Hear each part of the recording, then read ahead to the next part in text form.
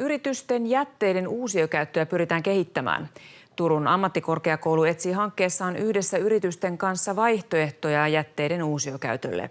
Onnistuneella yhteistyöllä yksi yritys pääsee jäteongelmasta ja toinen saa raaka-ainetta tuotteeseensa.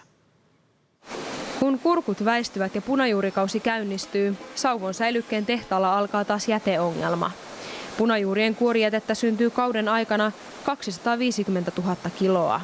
Tällä hetkellä me viemme sen biovakkaan Vehmaalle, biokaasulaitokselle, mutta se prosessointi siellä on aika kallista, eli se tuottaa meille aika paljon kustannuksia.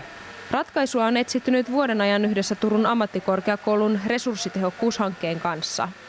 Yksi vaihtoehto voisi olla kuorijätteen hyödyntäminen vaikka kemian teollisuuden väriaineena.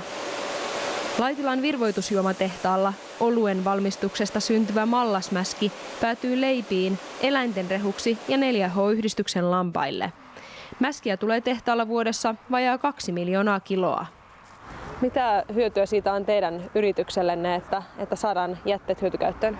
Imagohyötyä plus sitten tietysti se, että yleensä se on kirjaimellisesti jäte, jolloin se maksaa. Ja silloin, jos se jäte on jonkun raaka-aine, niin eihän sen parempaa tilannetta voi olla. Jäte nähdään potentiaalisena raaka-aineena yhä useammassa varsinaissuomalaisessa yrityksessä.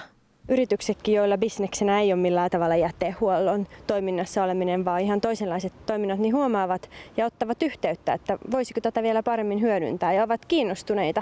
Jätteiden käyttämisessä materiaalina on Suomessa vielä kehitettävää. Mutta kovaa vauhtia eteenpäin mennään ja halu näyttää olevan kyllä suuri.